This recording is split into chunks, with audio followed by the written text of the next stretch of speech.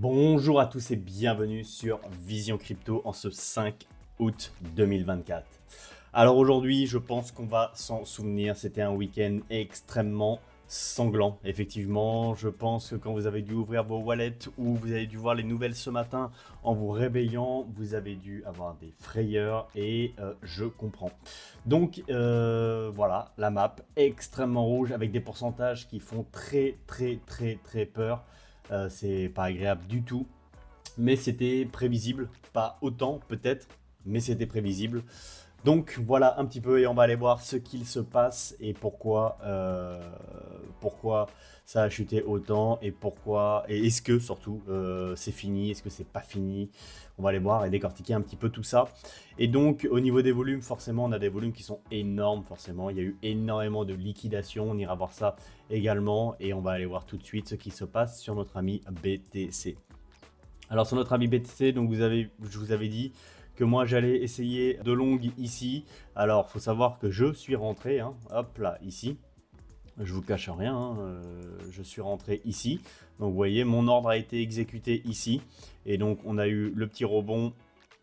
Et je pensais qu'on allait repartir possiblement ici et on n'a pas eu du tout de force. Au contraire, on s'est retourné pendant la nuit et bon bah voilà la suite. Donc j'ai mis mon stop loss, donc forcément j'ai complètement perdu mon trade.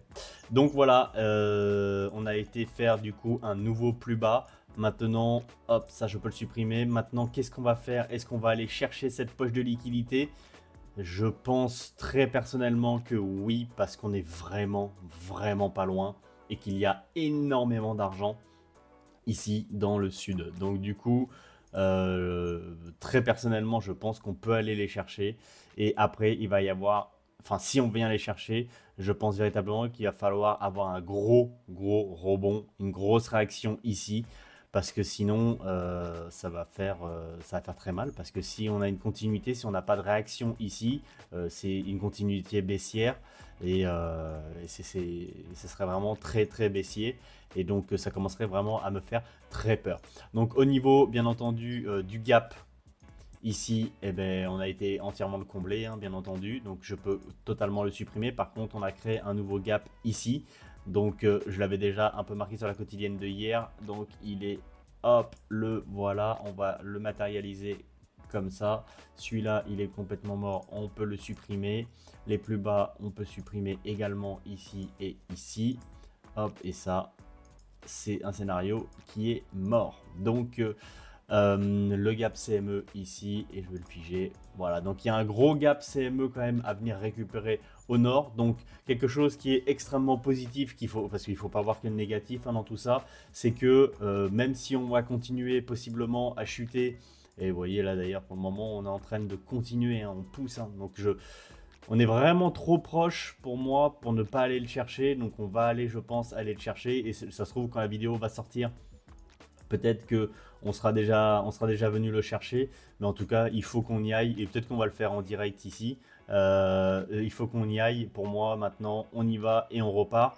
Mais ce qui est vraiment bullish, par contre, parce que je veux voir le côté positif absolument, c'est qu'on a un gros gap CME ici et qu'on ira le chercher. C'est-à-dire qu'on peut vraiment faire cette chute, aller chercher toutes les liquidités qui sont ici. Et une fois qu'on aura chassé ces liquidités, aller chercher le gap CME plus haut ici et qu'on ira normalement quasiment, donc 9 chances sur 10 de le combler. Donc voilà, et comme je pense qu'on est toujours dans un flag, donc dans un flag c'est une figure chartiste, hein. Donc un flag c'est ça, c'est un drapeau qui descend. Voilà, et après, boum, généralement, on explose à la hausse. Donc voilà, ça s'appelle un bull flag, exactement. Donc on descend, on consolide, et boum, on pète à la hausse. Donc c'est totalement possible. Là, on va chercher cette liquidité ici et on repart à la hausse pour aller chercher enfin les liquidités qui sont là-haut. Ici, il y a vraiment énormément de liquidités. C'est des milliards et des milliards. Je crois qu'il y a plus de 50 milliards de liquidités à venir chercher. Donc c'est vraiment incroyable. Au niveau de la map de liquidité, justement, On voit que ici, bah, on a été chassé. Regardez toute cette liquidité. Il y avait quand même beaucoup de liquidité. Ben, on est venu les chercher. Maintenant, je ne sais pas si on va pouvoir voir. Je ne sais pas, on va voir ça tout de suite. Voilà.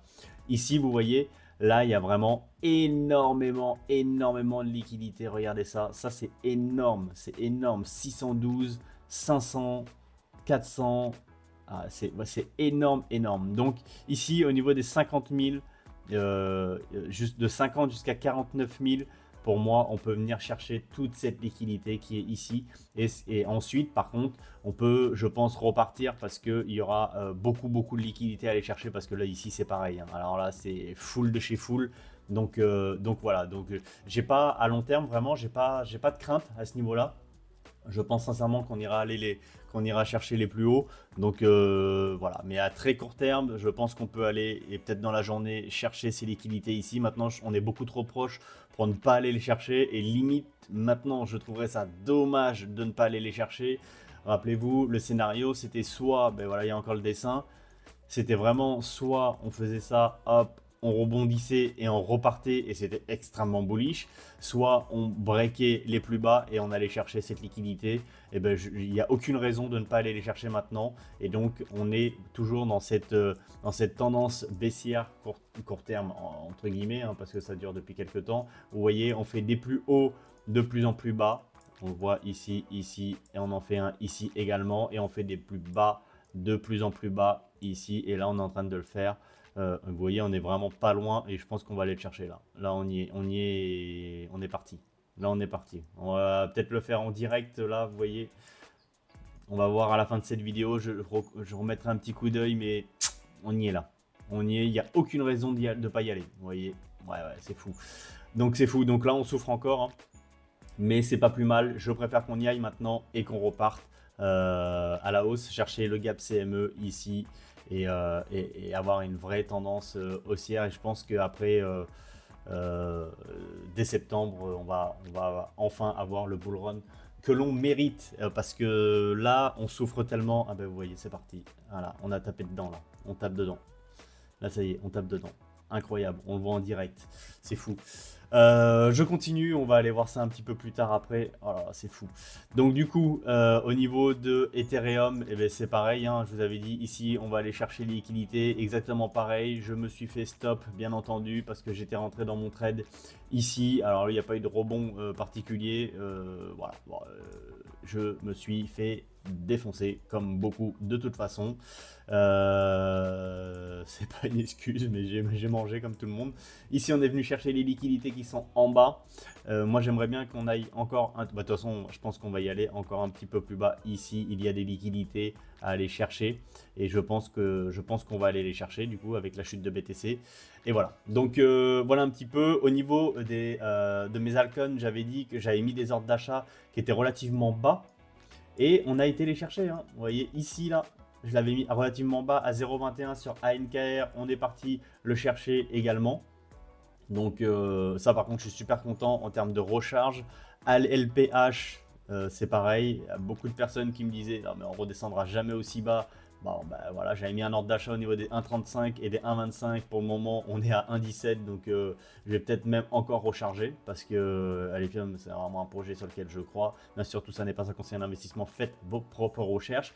Mais en tout cas, voilà, quand je vois ça, j'essaye de prendre les opportunités là où il y en a. Et comme c'est des projets auxquels je crois, et j'espère qu'on aura vraiment cette altcode saison. En tout cas, j'y crois encore une fois. J'y crois, mais c'est bien des convictions personnelles. ING, je pense que je vais... alors ça c'était un projet, mais je ne l'ai pas pris du tout, mais je peux le supprimer parce que dans tous les cas, voilà. J'ai un ordre d'achat qui est ici, et donc ouais, je pense qu'on va aller le chercher dans très peu de temps.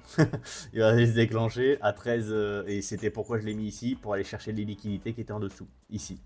Donc là, ben, il va aller le chercher, là, il n'y a aucune raison. Ouais, là, oh bref, regardez, on va faire les choses, on va tout faire en direct aujourd'hui, c'est incroyable. On va tout faire en direct. Donc là, bon, on va le chercher, et donc voilà, ça y est, c'est fait, boum, allez hop, il est fait celui-là, achat spot, parfait. Donc voilà, des opportunités, il faut les saisir. Je pense que tout ça, ce sont justement des opportunités, et c'est pareil pour Tao, souvenez-vous. Tao, il est où? Il est... Bon, il est où?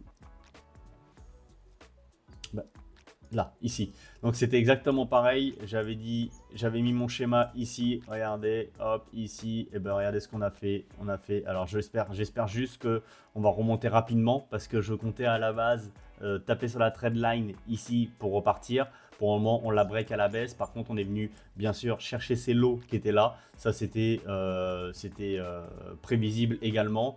Et donc ben voilà, j'avais mis un ordre d'achat à 190. Par contre, quelque chose qui me fait peur sur Tao, notamment, c'est que ça fait un très joli épaule, tête, épaule. Et là qu'on vient de le breaker, bah, c'est pas bullish du tout, quoi. Donc c'est soit on réintègre rapidement, et dans ce cas-là, on repart et donc l'épaule tête-épaule est annulée. Soit on réintègre pas, on fait un pullback ici et on repart à la baisse. Et là, par contre, on peut aller chercher très très bas.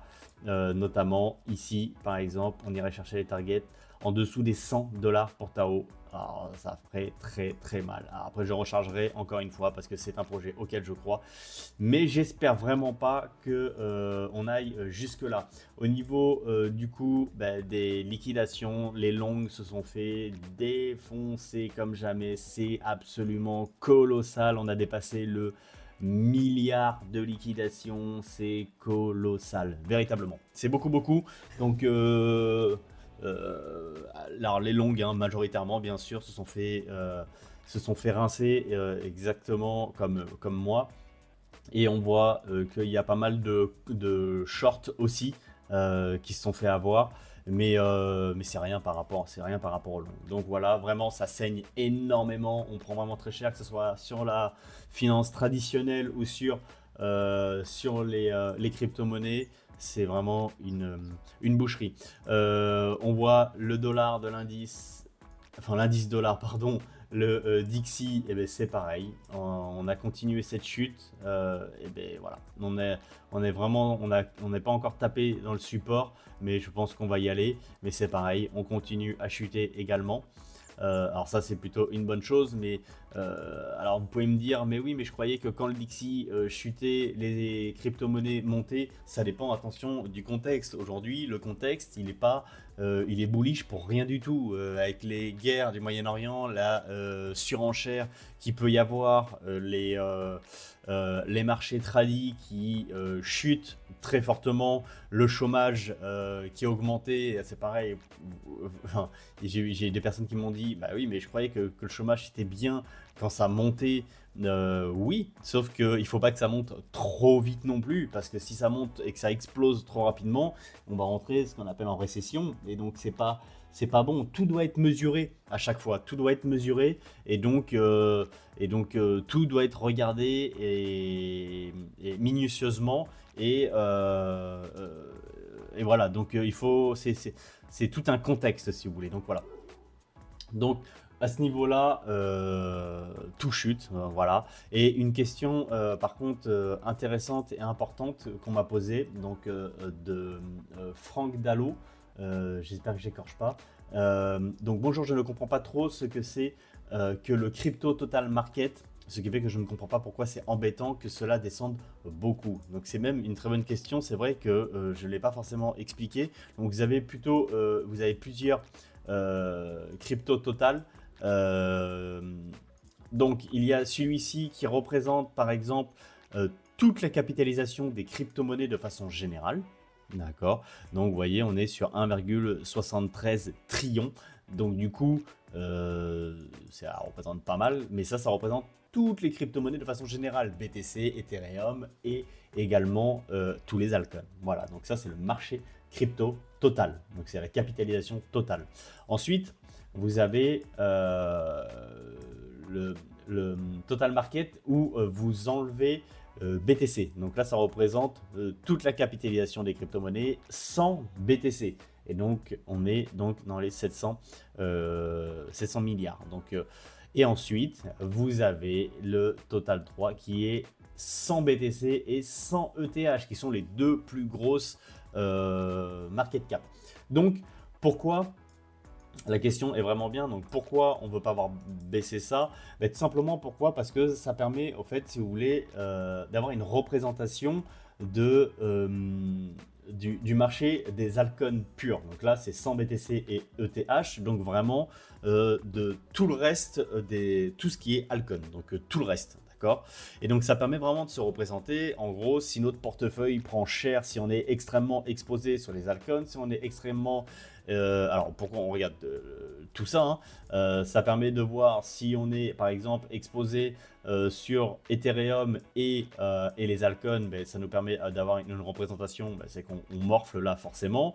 Ici, si on est exposé que sur les altcoins, et ben, ça nous permet d'avoir une représentation de voir si on mange ou pas. Et là, c'est de façon générale si on prend cher sur les crypto-monnaies. Après, il y a aussi quelque chose qui est hyper important, c'est les dominances. Et justement, les dominances, vous voyez par exemple ici, je l'utilise beaucoup, celui-ci on le voit souvent dans les quotidiennes, donc c'est la dominance Ethereum sur BTC. Donc on voit par exemple que Ethereum prend très cher par rapport à BTC, ça veut dire que BTC domine clairement le marché. Et ça veut dire quoi? Ça veut dire que quand BTC perd par exemple 10%, et bien qu'est-ce qu'on fait? Et bien nous on mange 20-30%. Vous voyez par exemple si on prend Link, et Link ici on est à 22%, alors que BTC on doit être dans les 10%, 13%, vous voyez 12-13%. Donc oh bah ça y est, on est parti les chercher. Incroyable, incroyable, regardez ça. On est venu les chercher, incroyable. Alors là je trouve ça fou quoi, ça y est, donc c'est fait. Par contre on a un rebond qui est fou. Donc ça c'est top. Alors là il faut qu'il y ait un rebond maintenant et qu'on reparte à la hausse. Et là ça serait hyper bullish. Oh je suis trop content c'est fait. Alors au moins je préfère que ça soit fait. Et là par contre on a un vrai rebond. Vous voyez là on est en train de... Si on continue à rebondir, c'est extrêmement bullish. Et ça serait fait et ça serait vraiment incroyable. J'aimerais vraiment. C'est fait en tout cas. Oh là là là, regardez ça. Regardez la précision du truc. Regardez ça, on est venu juste en dessous, on a tout mangé, et c'est fini. Oh là là, c'est fou, c'est fou. C'est incroyable, en tout cas, super content. Ben, on l'a vu en direct en plus, quand on va poster la vidéo, je suis trop content. C'est top. Donc du coup, je me suis perdu donc la dominance, oui, la dominance de BTC, donc on perd, vous voyez, 12% sur BTC, quand sur le reste, on prend beaucoup plus cher, en majorité 19%, 18%, 19%, 19%, 19%, vous voyez, on prend très cher, 22%. Et ça, c'est sur les grosses capitalisations. Si on passe sur des petites capitalisations, vous voyez, 20%, 16%, 18%, 24%. Voilà, 21%. Donc on prend, ça veut dire que là, il y a une dominance, c'est-à-dire que BTC prend moins cher que le reste. Voilà. Et donc d'ailleurs, par rapport à cette dominance, regardez, la domination de Bitcoin atteint 58%. Donc du coup, qui c'est qui prend cher? Ce sont les altcoins. Voilà, les altcoins prennent très très cher. Le BTC, c'est le plus résilient actuellement et c'est celui qui domine totalement le marché. Voilà, donc ça c'est hyper important. Ça veut dire que actuellement, quand on regarde cette situation, il vaut mieux être exposé sur BTC que sur les altcoins. Voilà ce que ça veut dire. Ça veut dire que en cas de chute, vous prenez beaucoup moins cher sur BTC que sur les altcoins. Voilà pourquoi on regarde tout ça et voilà pourquoi on regarde les total market cap.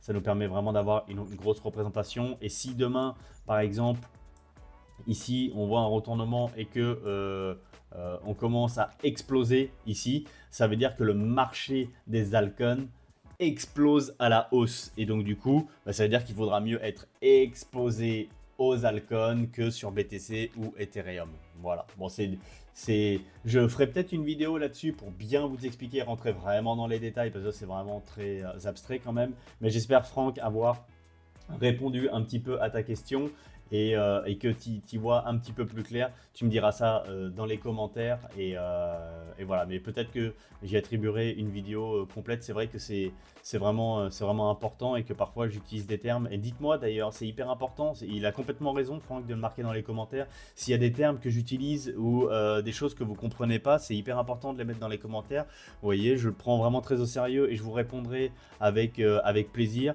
Et d'ailleurs, n'hésitez pas à vous abonner parce que que je réponds aux questions, j'essaye d'expliquer et de vulgariser un maximum et je ferai, et ça me donne des idées, vous voyez, quand c'est comme ça, de faire des vidéos pour pouvoir expliquer et pour que vous puissiez vous aussi faire vos propres... enfin, avoir votre propre compréhension du marché, hein, parce que attention, je dis pas j'ai ma compréhension pardon, du marché, je dis pas que c'est la bonne, et en tout cas il y a plein d'analyses différentes et donc du coup chacun a un petit peu son analyse, mais le mieux c'est d'avoir sa propre analyse, de comprendre comment tout fonctionne et après de faire ses propres analyses, ses propres biais et donc de prendre ses propres décisions. Ça, il n'y a rien de mieux et ça passe que par la formation. Donc n'hésitez pas à vous abonner parce qu'il y a pas mal de contenus qui vont arriver dessus. Il va y avoir pas mal de choses et dès que la communauté va grandir un petit peu, je créerai des groupes Telegram pour pouvoir partager, communiquer et ça permettra de répondre par exemple comme Franck, il pourra mettre directement sa question sur le Telegram par exemple et on y répondra tous ensemble. Ça sera encore plus intéressant. Voilà, je ferme la parenthèse. Donc voilà un petit peu, vous avez ma vision des choses. N'hésitez pas en ce moment à recharger si jamais vous voulez vous exposer sur certains projets. Là, vous êtes vraiment dans des prix, enfin je veux dire, c'est absolument fou parce que vous êtes redescendu à des prix qui sont vraiment très très bas et je pense pas que vous ayez d'autres opportunités comme celle-ci actuellement. Voilà, je vois pas, à moins que on ne s'arrête plus et qu'on continue. Alors là, par contre, je serais dégoûté parce que ça veut dire qu'on breakerait totalement ce bull flag. Et j'espère pas. J'espère vraiment là qu'on va avoir cette consolidation et qu'on va repartir maintenant. Je croise vraiment les doigts. Voilà. En tout cas, c'est fou. En direct, c'est incroyable. Donc voilà un petit peu. Voilà un petit peu, on va voir ce qui se passe. On va laisser de toute façon cette journée avec la réouverture des marchés traditionnels, voir ce qui se passe. J'espère que demain, on aura une bonne remontée et qu'on ira combler le gap CME qu'on vient de créer sur le futur des institutionnels. Il y a vraiment ce gros gap à venir chercher. Donc il y a quand même une forte probabilité qu'on remonte pour aller au moins le chercher. Est-ce qu'on va le faire tout de suite, aujourd'hui, demain? On va voir ça de toute façon. C'est pour ça, abonnez-vous pour suivre toutes les quotidiennes. Tous les jours, on étudie ça, tous les jours, on voit ça. C'est très important de suivre le marché de la crypto-monnaie au jour le jour parce que c'est constant, ça ne s'arrête jamais. C'est un marché qui ne ferme jamais et donc c'est super intéressant parce qu'il y a toujours des nouvelles et actuellement, ben là, c'est vraiment des grosses nouvelles. Voilà. Donc voilà un petit peu, restez fort, je vous le dis à chaque fois, restez fort, vous serez récompensé à un moment, n'hésitez pas à recharger, c'est les soldes entre guillemets, il faut essayer de le prendre comme ça et de façon positive, même si c'est pas évident. Je vous cache pas que quand je regarde la tête de mon wallet, ça me fait flipper de fou, mais il faut essayer d'avoir le mental et de toute façon, voilà, le marché des crypto-monnaies, si on veut s'exposer dessus, oui, on peut gagner très vite de l'argent, mais on peut en perdre très vite également et il faut avoir the mental pour pouvoir y arriver. Allez, je vous souhaite une excellente journée et surtout, restez curieux. Ciao.